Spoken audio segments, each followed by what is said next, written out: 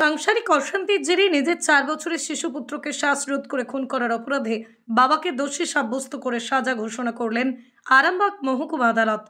তাকে যাবজ্জীবন কারাদণ্ড দেওয়া হয়েছে। এর পাশাপাশি 10,000 টাকা জরিমানাও করা হয়েছে। আদালত সূত্রে জানা গেছে, দোষী ব্যক্তির নাম মন্টু কুমার পাল। জানা গেছে, আরামবাগ মহকুমা আদালতের বিচারপতি কিষেন আগরওয়াল এই রায় দেন। জানা গেছে, ঘটনা গোঘাটের কুমারগঞ্জ এলাকায়। ঘটনা ঘটে 17/3/17 সালে। 18/3/2000-কে গোঘাট থানায় 302 নম্বর ধারায় অভিযোগ দায়ের করেন অভিযুক্ত মন্টু পালের স্ত্রী রাখি পাল। তারপর থেকেই মামলা চলে। বৃহস্পতিবার অর্থাৎ 27শে মার্চ আদালতে অভিযুক্ত মন্টু কুমার পালকে দোষী সাব্যস্ত করে। আর শুক্রবার 28শে মার্চ রায় ঘোষণা হয়। রাখি পালের পক্ষের আইনজীবী বিকাশ রায় বলেন, এতদিন মামলা চলে, 11 জনের সাক্ষ্য গ্রহণ করা হয়, আর মন্টু পালই দোষী সাব্যস্ত। তবে আসামি পক্ষের আইনজীবী সংগ্রাম সরকার বলেন, যেটা রায় হয়েছে সেটা হলো 14 বছরের কারাদণ্ড। আমরণ কথাটি উল্লেখ নেই। 10,000 টাকা জরিমানা হয়েছে, অনাদায়ে আরও 6 মাসের কারাদণ্ড। তবে উনি যতদিন সংশোধনাগারে ছিলেন সেই দিনগুলি বাদ দেওয়া হবে বর্তমানে সাজা ঘোষণার দিন থেকে। এই কেসে পুরোপুরি ভুল বোঝানো হয়েছে। আমরা উচ্চ আদালতে যাব, আশা করছি উনি বেকসুর খালাস হয়ে যাবেন। 24 আওয়ার্স আরামবাগের রিপোর্ট।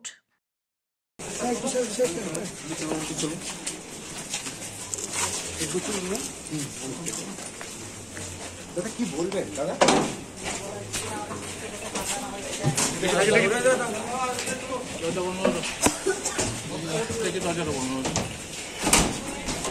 ওটা হচ্ছে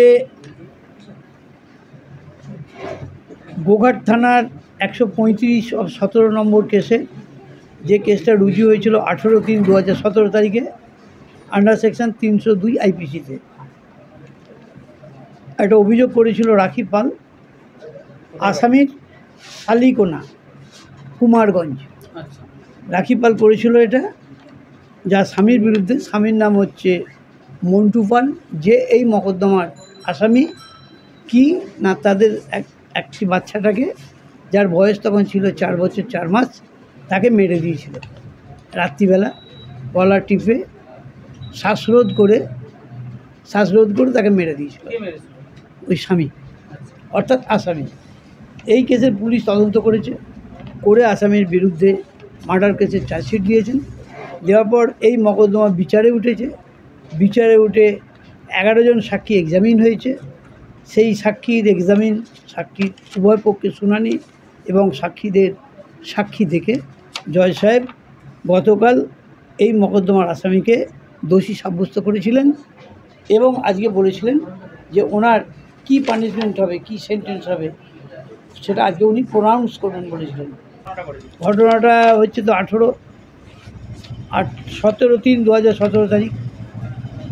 18/3 এফআইআর হয়েছিল, 17/3/17 তারিখে অফেন্সটা হয়েছিল, 18/3 এফআইআর হয়েছিল, চার্জশিট হয়েছিল 30/5/2017 তারিখে, চার্জ ফ্রেম হয়েছিল 21/12/2017 তারিখে, আমাদের এভিডেন্স আরম্ভ হয়েছিল 2018 তারিখে।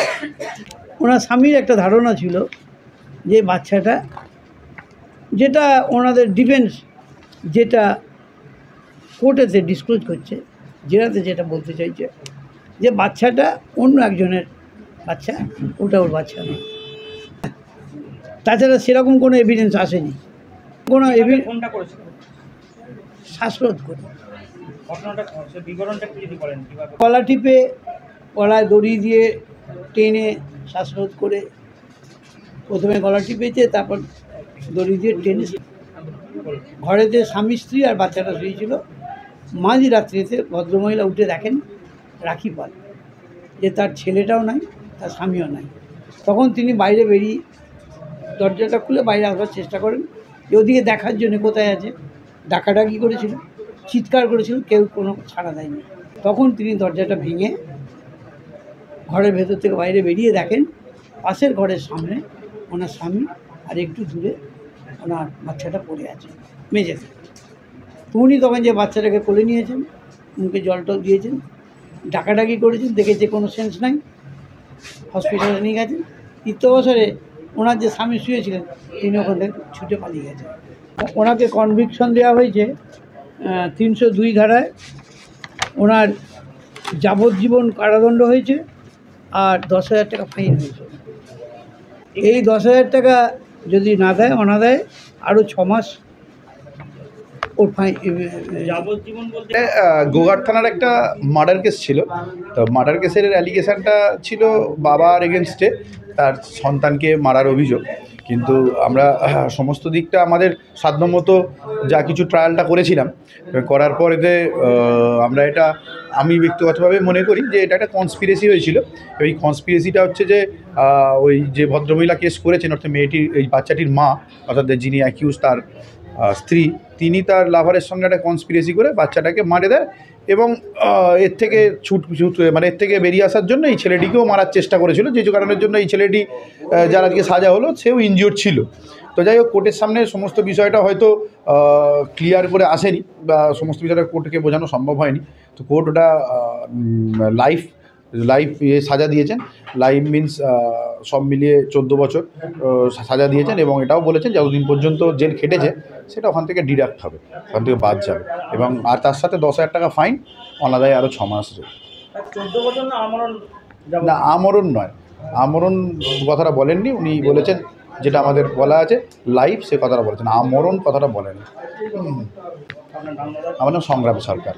আপনারা কি এরপরে কোনো পদক্ষেপ নেবেন? অবশ্যই আমি একদমই এই জাজমেন্টটাতে স্যাটিসফাইড নয় এবং আমি মনে করি যে এই জাজমেন্টটাতে অনেক কিছু ল্যাকুনা আছে, আইনের কিছু গলদ আছে এবং বেশ কিছু জায়গাতে যেগুলো জজ সাহেব ওভারলুক করে গেছেন, হয়তো খেয়াল করতে পারেননি, হয়তো বিষয়টা এড়িয়ে গেছেন, অ্যাভয়েড করে গেছেন। তো সেগুলো নিশ্চয়ই আমরা আপার ফোরামে নিশ্চয়ই যাব এবং সেগুলো বিষয় উঠে আসলে আমার ধারণা যে এই মামলাতে এই ছেলেটি হয়তো একদম বেকসুর খালাস পাবে। সন্তানের পরে মন বসছে না, প্রচুর পরিশ্রম করেও আপনি আশানুরূপ পারিশ্রমিক পাচ্ছেন না, যার ফলে আর্থিক সংকট আপনার জীবনে দুঃখ এবং চাপের ছায়া ফেলেছে। দেনার ভারে জর্জরিত স্বামী স্ত্রীর মধ্যে প্রতিনিয়ত ভুল বোঝাবুঝি বেড়েই চলেছে। নতুন বাড়ি কিনেছেন কিন্তু সেই স্বপ্নের বাড়িটা যেন আরও দুর্ভোগ নিয়ে এসছে আপনার জীবনে। আপনি ভাবছেন সস্তায় পাওয়া বাড়িটা নেওয়াটাই কি সঠিক সিদ্ধান্ত ছিল? এমনই সব দ্বিধাদ্বন্দ্ব এবং জীবনের কঠিন মুহূর্তে আপনাকে সঠিক পথে পরিচালিত করবেন আন্তর্জাতিক খ্যাতিসম্পন্ন স্বর্ণপদক ও স্বর্ণ মুকুটপ্রাপ্ত ডক্টর অজয় শাস্ত্রী। তিনি শুধু আপনাকে পথই দেখাবেন না, আপনার জীবনে সত্যিকারের সুখ, শান্তি, ঐশ্বর্য, অর্থ যেন সঠিক সময় আপনার কাছে পৌঁছে দেয় সেই দায়িত্বও নেবেন। তার অভিজ্ঞতা এবং জ্ঞানের আলোতে আপনার জীবন হয়ে উঠতে পারে নিরুদ্বেগ ও সমৃদ্ধির পথে ধাবমান। তাই আর দেরি নয়, স্ক্রিনে দেওয়া নাম্বারে এখনই ফোন করে ডক্টর অজয় শাস্ত্রীর সাথে যোগাযোগ করুন। কে জানেন, হয়তো একটিমাত্র ফোনই আপনার জীবনকে বদলে দিতে পারে।